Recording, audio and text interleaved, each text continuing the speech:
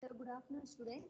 Okay, so in previous class we were completed our first unit. So our first unit is illumination. Okay, so our subject name is utilization of electrical energy. That means, so in the utilization of electrical energy, we are discussing that where in which applications we are using the electrical energy. Okay, so main application. So what are those main? The electrical energy is used for the lighting purpose. That is nothing but illumination. So next one is, so the electrical energy is used for the heating and welding. Okay, so heating and welding. Okay, so this is the one of the application where the electrical energy will be used. So next one in our subject, traction. Okay, so electrical traction is nothing but in railways. Okay, so in railways, how you can use the electrical energy. Okay, so in first unit you have to discuss the what is illumination. Okay, so what are the definitions related to the illumination? What are the laws of illumination? Okay, so and what are the different? So our artificial source, sorry, our natural source of light is nothing but sun, and you will see and how to produce the artificially light by using the three ways: by um, forming a arc between two electrodes, by passing the current through a filament, okay, by discharging gases. Okay, so in this phase you have to discussing the different types of lamps, and you have to discussing the different types of lightning schemes. Okay, so and how to calculate the lightning. Okay, lightning calculations, what is street lightning and what is factory lightning, these all are discussed in first unit. Okay, that is total about you have to discuss in the illumination. So in coming to our second unit, okay, so coming to second unit, so our second unit is nothing but electric heating and welding. Okay, this is the another application of the electrical energy. Okay, so in this one you have to see how you can apply the electrical energy in the electrical heating application. Okay, and what are the different types of heatings, and in which applications we are using the different types of heating. Okay, and what are the different, how to produce the electrical heating, what are the methods. Okay, and what are the welding. Okay, welding means you have to see in our welding. Okay, welding nowadays you have to done welding by using the electrical current. Okay, so electric, see, heating is not, you have not produced by electrical energy. So naturally also whenever you have to combust anything with fire, at that time you can get heat. But what is the advantages over the electrical heating? Okay, so many advantages of electrical heating. Okay, that's why you have to introduce the electrical heating in our application. So mainly on our all appliances which are used in our home is depending upon the electrical heating application. Okay, so see, first of all, coming to the introduction of the electrical heating. Okay, so electrical heating. So electrical heating is used in the home, domestic and industry purpose. Okay, so I will say that all domestic applications are, see, in general in our home. So up to morning to night you have to use so many appliances which are total working on the electrical heating nowadays. So either rice cookers, okay, so our induction cookers, okay, kettles, okay, so greasers, all are, these are all the working on the depending upon the electrical heating. So the application used in those all appliances is nothing but electrical heating. So that's why here you can indicate that electric heating is used for industrial as well as domestic applications. Okay, so here the electrical heating is used for the industrial applications as well as domestic application. Some of them are as follows. So in domestic applications, main you have to see your daily life. Okay, so those are electric irons, nothing but iron box, electric kettles. So all of you know kettles are used to heat the water. Okay, electric ovens, toasters. Okay, toasters are nothing but bread makers. Okay, so hot plates for cooking. Okay, water heaters, room heaters. Okay, these all are the domestic applications of the electric heating. Okay, what are the domestic applications of electric heating? Electric irons, electric kettles, electric ovens, toasters, hot plates for cooking, water heaters and room heaters. Okay, these all are the applications of electric heating, domestic applications. Okay, coming to the industrial applications. Okay, in industrial applications, electrical heating is used in so many industrial applications. So here we have to discuss only some of them. Heat treatment of insulators. Okay, whenever you have to treatment the insulators, okay, are either nothing but melting the insulators, those in industries purpose, heat treatment of insulators. Next, copper wires enameling. See, copper wires. So you have to copper wires, and copper wires you have coated. That means enameling. For that purpose, you have spray. Okay, you have to spray the painting on the copper wires. You have to spray that paint by using the electrical heating. Okay, so that is nothing but copper wires enameling. So next one, for heat treatment of metals. Okay, so similarly, insulators, okay, as well as the for metals also for heat treatment. That means either melting, okay, so or heating of the metals, you have to use the electrical heating to melt various metals. See, so you have to melt the various metals, you have to use the electrical heating. Glass molding, okay, in the manufacturing of glass, okay, you have to different glass designs. Okay, that means in glass molding you have to glass cutting like this. So for that glass cutting, glass shaping, we are using the, for cutting that one, we are using the any one instrument. Okay, that instrument will be working on the electrical heating. Okay, so those are the industrial applications of the electrical heating. So what are the industrial applications of electric heating? Heat treatment of insulators, copper wires enameling, for heat treatment of metals, to melt various metals, and glass moldings. Okay, these are the industrial applications of the electrical heating. Coming to domestic applications, so for short answers, 2 marks questions compulsory ask this question. So what are the applications of electrical heating? So at that time you have to write some domestic applications and some industrial applications. Okay, coming to the domestic applications, you have to, so domestic applications are electric irons, electric kettles, electric ovens, okay, toasters, okay, hot plates for cooking, okay, water heaters and room heaters. Okay, these are the nothing but the applications of the some of the domestic and industrial applications of the electrical heating.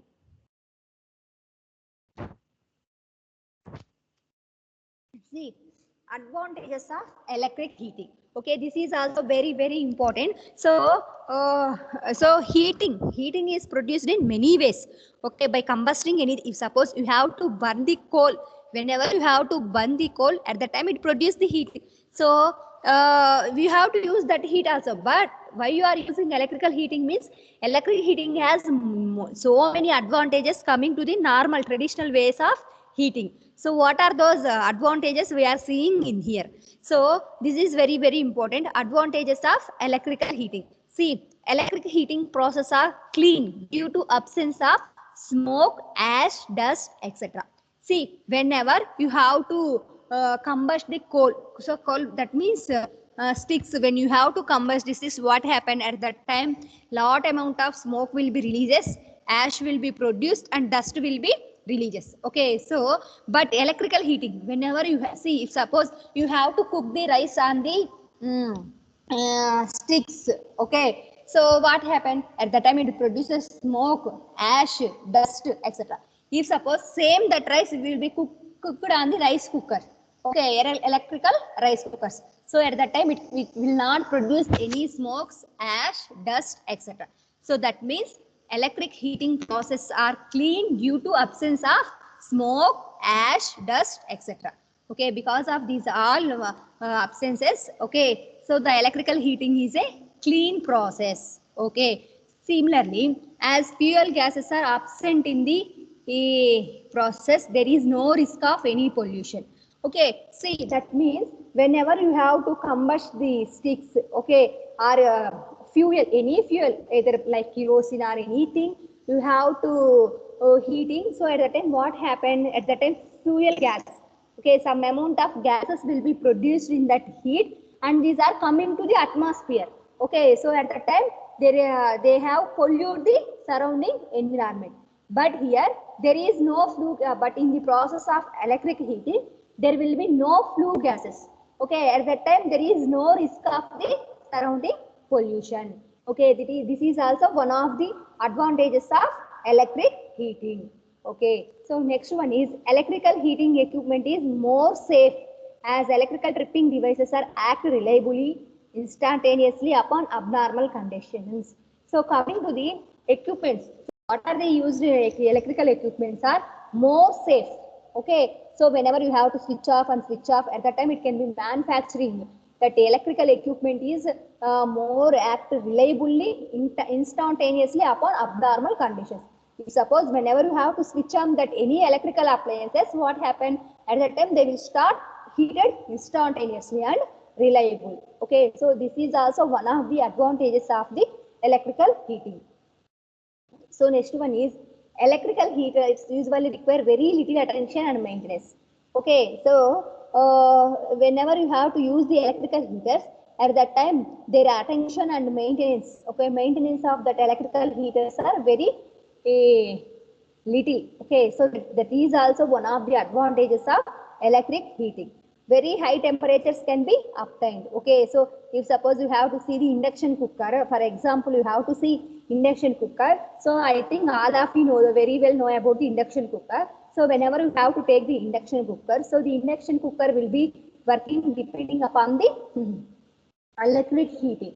Okay, so in that one you have to different temperature arrangement. Okay, so in that one also you have to get very high temperatures for the cooking. For example, here you have to consider the induction cooker. So like this, so many another appliances which are acting depending upon the electrical heating. At that time you have to get the very high temperatures can be obtained.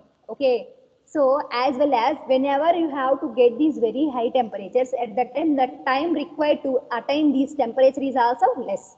Okay, so the time required to attain these temperatures is also less. Fuel need not be stored. Okay, here there is no fuel will be used. Okay, before here you have to know storage of the fuel will be necessary. Okay, whenever you switch on that electrical appliances, at that time they have to be start working. Okay, so energy spent can be metered and measured.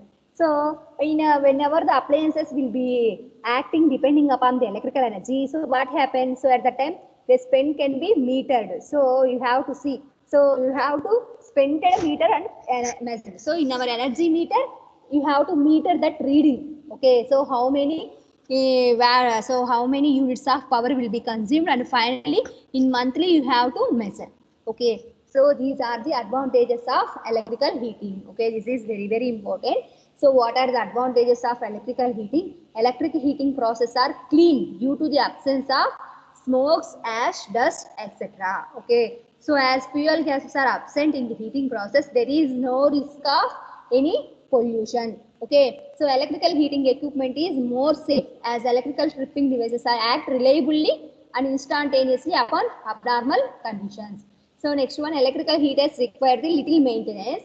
Very high temperatures can be obtained. Time required to attain these high temperatures is also less. Okay, fuel need not be stored. Energy spent can be metered and measured. Okay, so these are the advantages of electrical heating. See, coming to the types of electrical heating. Okay, see the electric heating. So now we have to see the classification of electric heating. See, the classification of electric heating is mainly classified into two types depending upon the frequency. Power frequency heating, high frequency heating. Okay, so the electrical heating is classified into two types. What are those? Power frequency heating, high frequency heating. The power frequency heating is again classified into two types, resistance heating, arc heating. Okay, so and here high frequency heating. High frequency heating is classified as induction heating, dielectric heating, infrared heating. Okay, so high frequency heating is divided as induction heating, dielectric heating, infrared heating. Okay, similarly, induction heating is again classified into two types. Okay, so those are core type, coreless type. Induction means compulsory you have to core. Okay, so that means depending upon the core is having again divided into two types of heatings. Those are core type induction heating, coreless coreless type induction heating. That means according to the construction and arrangement of the ovens. So heating means compulsory here in this heating process we are using the oven. So that's why and that's why these are classified as core heating and coreless type heating. Okay, so this is the class. So in our subject, we have to discussing resistance heating, arc heating, induction heating, dielectric heating. Infrared heating means it is not developed, so it is under development. So we have to discussing all this. Again, in resistance heating, so the resistance heating is again classified into two types.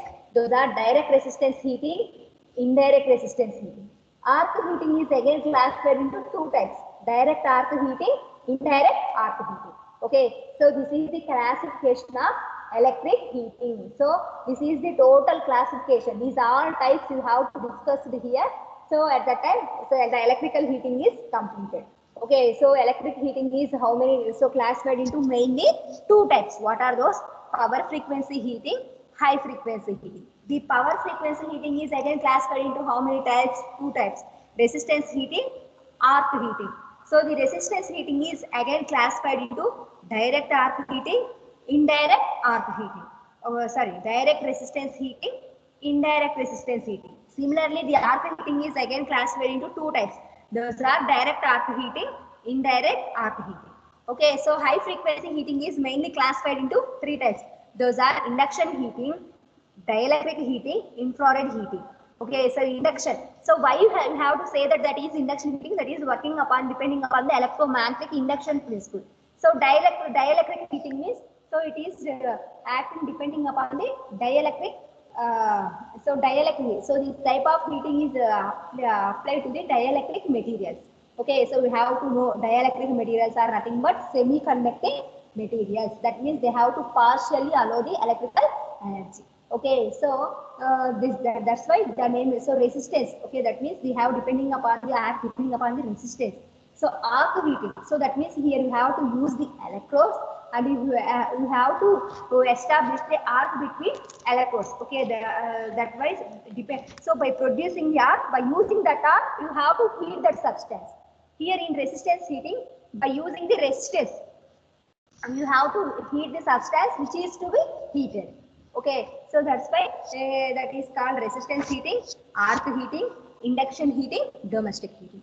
Okay, so this is the classification of the electric heating.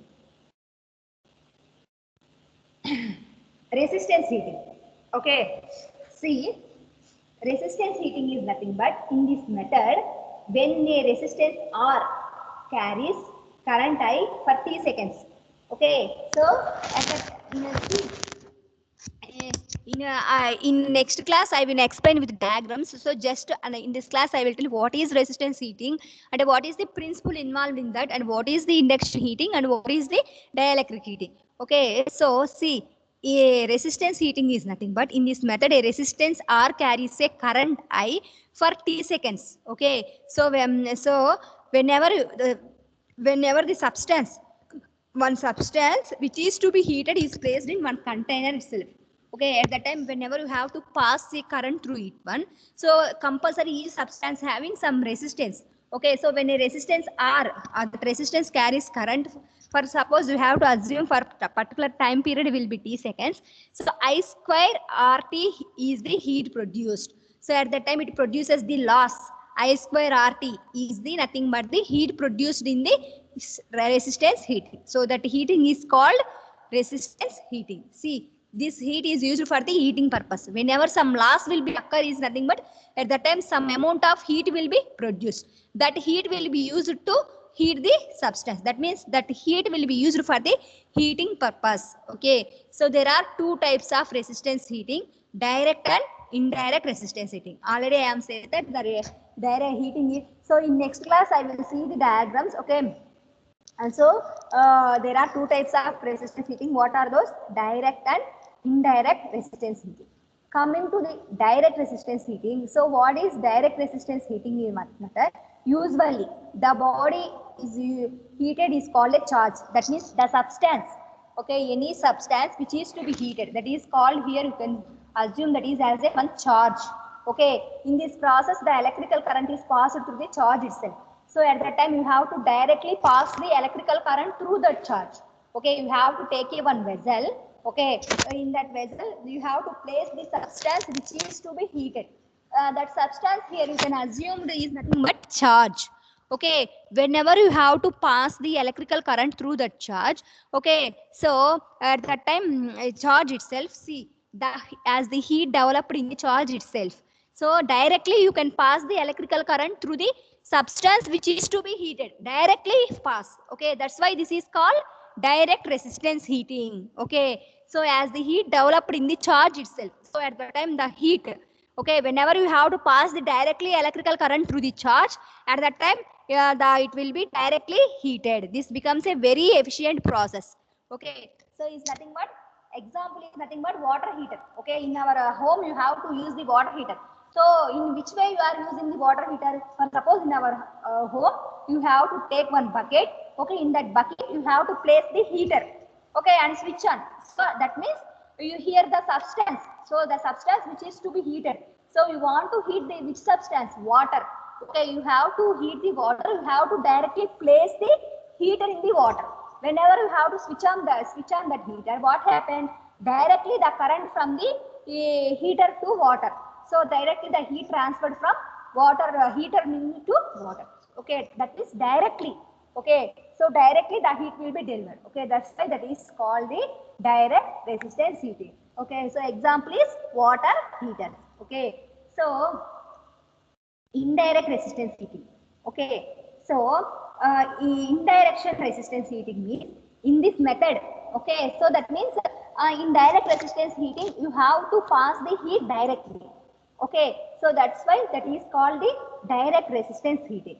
Okay, but indirect resistance heating, in this method the heat is transferred to the charge by conduction, convection or radiation.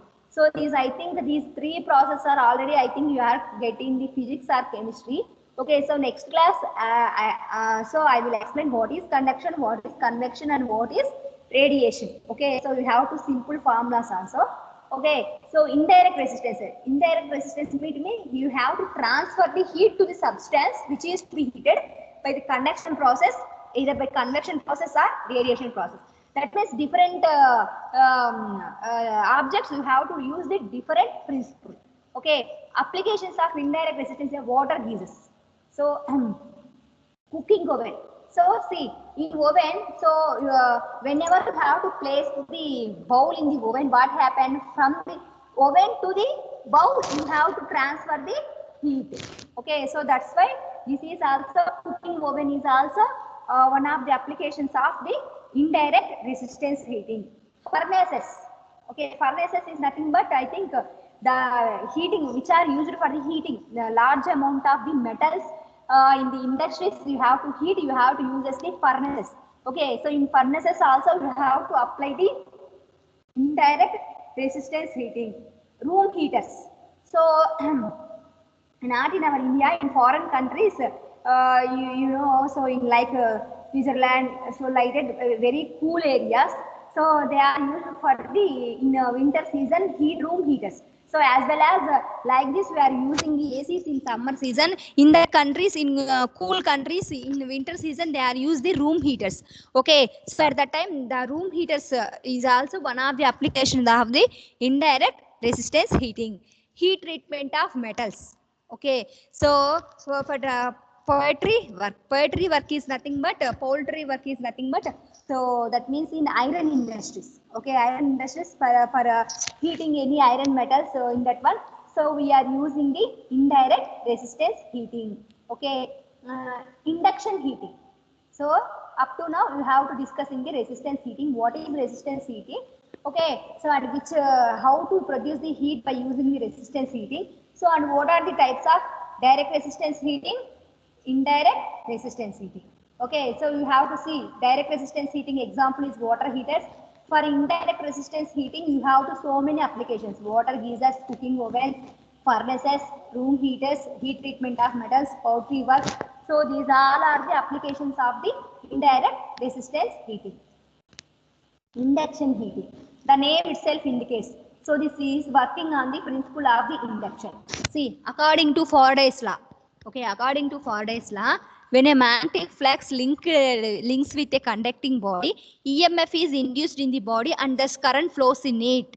Okay, so whenever Faraday law, what is the statement of the Faraday law? Whenever you have to place the current carrying conductor in a magnetic field, at that time the EMF will be induced in the conductor. Same that principle here. See, when a magnetic flux links with a conducting body, so EMF is induced in the body and thus current flows in it. So this principle is, current flows is nothing but heat. Current is nothing but some amount of heat will be produced. Okay, so this principle is used for the purpose of heating bodies. Okay, so heating bodies which have sufficiently low resistivity. Okay, so the bodies which are working on the principle of induction heating, those are having the low resistivity. Okay, square of the currents induced multiplied by the body resistance is the power utilized in the heating body. See here, here heating will be used in induction heating. The heating will be used to heat the body. Okay, that heat is nothing but square of the current. Okay, square of the current induced multiplied by the body resistance. Okay, I square r, that means body resistance into square of the current. That means that is the power, P equal to I square r. Okay, so that is the power produced in the induction heating is used to heat the body. That is in the induction heating. Therefore, this type of heating can be used for the bodies which are conducting in nature. Okay, so that means which are the conductor. So in all, so which are the, so you have to conductors, insulators, semiconductors. Okay, like this. So in conductors, the bodies which are in conducting nature, in that bodies only you have to use the induction heating principle. Okay.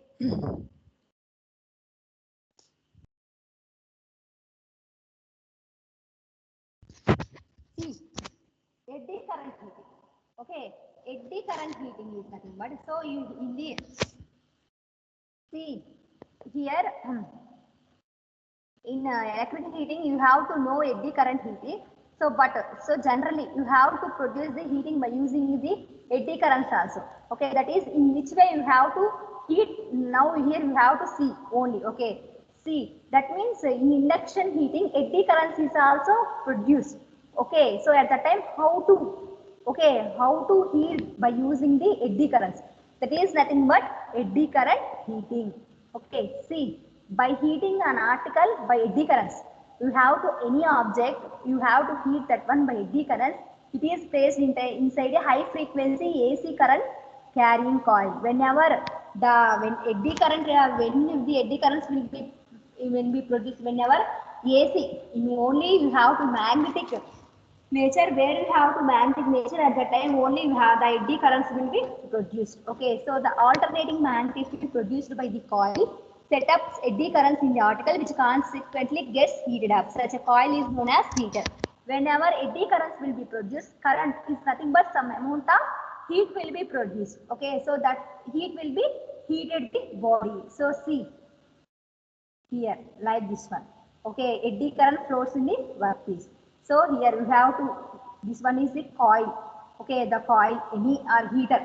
Heater is nothing but one coil. Okay, any one metal you have to wind like in a coil shape. So that is the placed in the magnetic field. At that time here these are the eddy currents. Okay, so these are the eddy currents flows through the heater. Okay, so that is nothing but the eddy current heating. So coil or work coil or the material to be heated is known as charge or load. Okay, the coil or the material. Okay, so which is to be heated, that is here you can assume that is nothing but the charge. Okay, charge or load. Okay, so primarily it is the eddy current loss, okay, which is responsible for the production of heat, although hysteresis loss also contributes to some extent in case of non-magnetic material. So if you take the magnetic material, at that time eddy currents will be produced. At that time you have to say that that is the eddy current heating. If suppose we have to take the hysteresis losses, okay, so hysteresis losses will be produced in the non-magnetic materials. Okay, so here the eddy current loss, W equal proportional to B square S square. Okay, so that means B is nothing but flux density, F square is nothing but frequency. Okay, here the loss the eddy current loss. Loss is nothing but some amount of power. Power is nothing but some amount of loss. So at the time that power will be existed at heat, that heat will be nothing but eddy current heating. That heating is used to heat the material.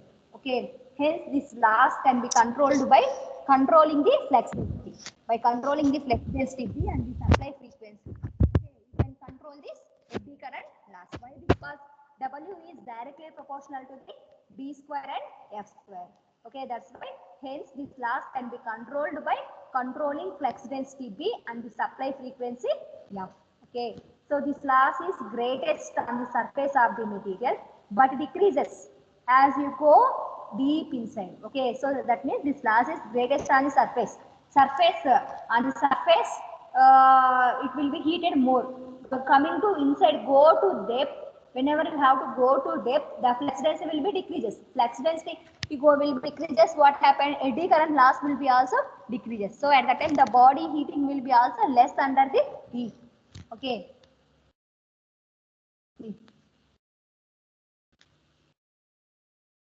Applications. Okay, coming to the applications of eddy current heating, surface hardening of metals. Okay, so whenever you have to take any materials, you have to different metals, iron, copper, aluminum, like this. You have hardening. Okay, hardening means roughing on the metal. For surface hardening, we are using the eddy current heating. Annealing of metals. Okay, annealing of metals is nothing but that means that is also spraying of the surface. Okay, so brazing, soldering purpose also we have to use the eddy current heating. Induction cooking. In induction cooking also you have to use the eddy current heating. Okay, so these are the applications of the eddy current heating. Next one is what? Dielectric heating. Okay, so dielectric. Okay, so dielectric materials. What is nothing but dielectric material?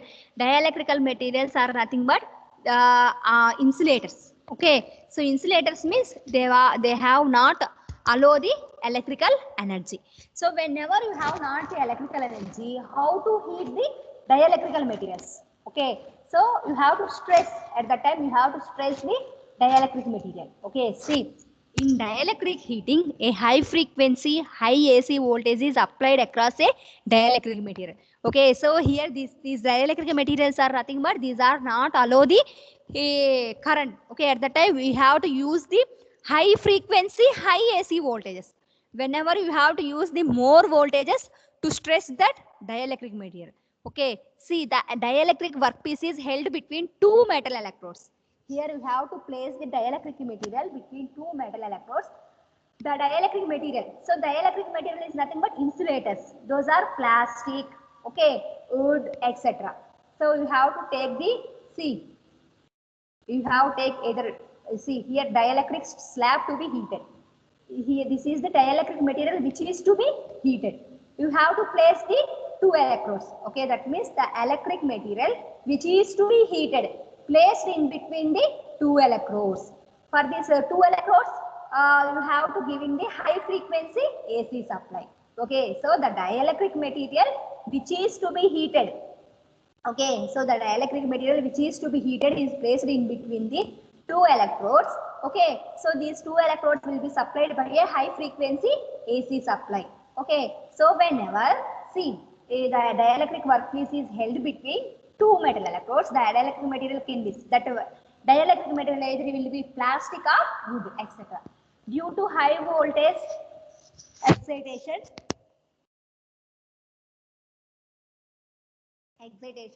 some current flows through the dielectric material, and due to this flow some loss takes place in the dielectric which is called dielectric loss. So when you have to excite, you have to give the high frequency AC excitation. At the time some little amount of current will be flows through the dielectric material. So at that time it produces this some loss. Okay, so that means some power will be wasted. So that will be nothing but the dielectric loss. Okay, this power loss takes place in the form of heat. So here that dielectric loss, okay, that power loss here you have to taken as the heat. Okay, and the dielectric material is gets heated up due to heat. Okay, so at that time the dielectric material is heated because of this dielectric laws. This is the principle of dielectric heating. So actually, dielectric materials are nothing but the insulators. Okay, these dielectric materials should not allow the current to flow through it. Okay, but you have to excite, you have to give the high AC supply excitation. Okay, so at that time only little amount of current will be flows through the dielectric material. At that time it will be produces this some loss. Okay, so in between these two electrodes. Okay, so that means in between these two electrodes some loss will be produced. Thus loss will be heated this dielectric material. Okay, so this is the principle of the dielectric heating. Okay, applications. So very important of the applications of the dielectric heating. Gluing, okay, curing and drying of wood. Okay, so whenever you have to take the wood, so when I have to manufacturing of the wood doors. Okay, so like this. So doors means so on the wooden you have to place another plywood like this. So at the time drying of wood. Okay, to dry the wood, so you have to use some heat. That is nothing but the dielectric heating. Gluing means sticking of the wooden parts. Okay, for the sticking of the wooden parts also, you have to use the heating. That is nothing but the dielectric heating. Preheating plastic for form of conditions them for molding. Plastic also. Okay, so whenever you have to take the plastic for molding. Okay, so that means in plastic industries to get the plastics in different shapes for molding purpose, you have to use the heating. Okay, for molding is nothing but shapes. Okay, to get the different shapes, you have to cut the bodies, plastic bodies. So at that time you have to require the heating. That is nothing but the dielectric heating. Plastic screwing. Okay, screwing is nothing but stitching of the plastic. Okay, so that means stitching the any two plastics sheets, you have to use the dielectric heating. So next one is drying and heat treatment of natural and synthetic rubber. Okay, so natural synthetic, so heat treatment of the rubber. Okay, to heat the rubber, rayon, nylon. Okay, these are all materials to heat the. So these all are nothing but the rubber, rayon, nylon. I think these all are the dielectric materials. Okay, so to heat these dielectric materials, here you are use the dielectric heating. Processing chemicals during manufacturing. Okay, to process the chemicals. Okay, whenever you have to manufacturing the different chemicals, so at the time the processing of the chemical also you have to use the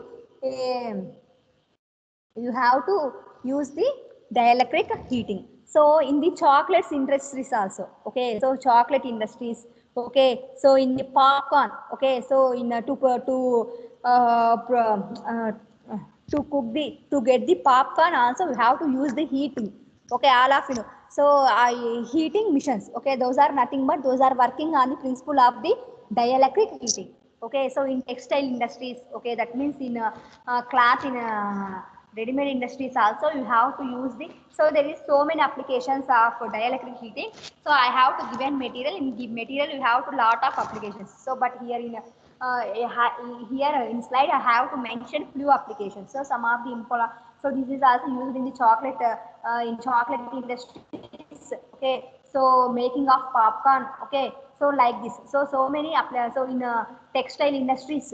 Okay, so like this there are so many applications of the dielectric heating. Okay, so in next class we are seeing the direct resistance heating, indirect resistance heating diagrams. So as well as I will tell about, so here you have to see only dielectric heating, resistance heating, you have to now see the arc heating. Okay, so next class we will see the arc heating. Arc heating is again two types, direct arc heating, indirect arc heating. Okay, induction heating is also two type, core type heating, coreless heating. Okay, so in next class with the diagrams I will explain the. Okay, so different types of heating and the applications where you are using. So dielectric heating method nothing but only this one, only you have to draw this diagram. So in which principle you have to work. So I think this, there will be two formulas. Okay, so for dielectric laws here I will not mention. So only applications. Okay, so that's it. Dielectric heating. Dielectric heating, there is no types in dielectric heating. Okay, so these are the heating. So electrical heating. So what are the domestic and industrial applications of the electric heating, and what are the types of heating? So the heating is mainly classified into two types. Those are high power frequency heating, high frequency heating. The power frequency heating is again classified into resistance heating, arc heating. So high frequency heating is again classified into induction heating, dielectric heating, infrared heating. So again the resistance heating is classified as direct, indirect. Okay, arc heating is also classified as direct arc heating, indirect arc heating. So induction heating is also classified as core type, coreless type. Okay, so resistance means by resistance. Okay, the body which is to be heated is heated by using the resistance. That's why this is called the resistance heating. So direct, indirect means directly the substance which is to be heated. So you have to place the directly. Okay, here indirect means you have to transmit the heat either by conduction, convection or radiation process. So here also in arc heating means directly. So in material, the substance which is to be heated, in that one you have to directly place two electrodes. In that one you have to establish the arc. Indirect means you have to establish the arc and transfer to the another material either by conduction, convection or radiation process. So that is nothing but the indirect heating. So induction heating also you have to present the core, that is core type induction heating, coreless. So dielectric heating in this class you have to see. Okay, so these are the different types of the electric heating and you have to see the advantages. Okay, so what are the advantages of electrical heating? This is also very important. So electric heating process is clean, lineless. Okay, so why? Because there will be no smokes, ash, dust, etc. There will be no fuel gases in the heating process. That means there is no risk of any pollution. Okay, electric heating equipment is more safe. Okay, why? Because it is reliable and instantaneously upon abnormal conditions. Okay, so these are the some of the advantages of the electric heating. Okay, so and these are the industrial applications and these are the domestic applications. Okay, so this is the total introduction about the electrical heating. In next class, I will continue.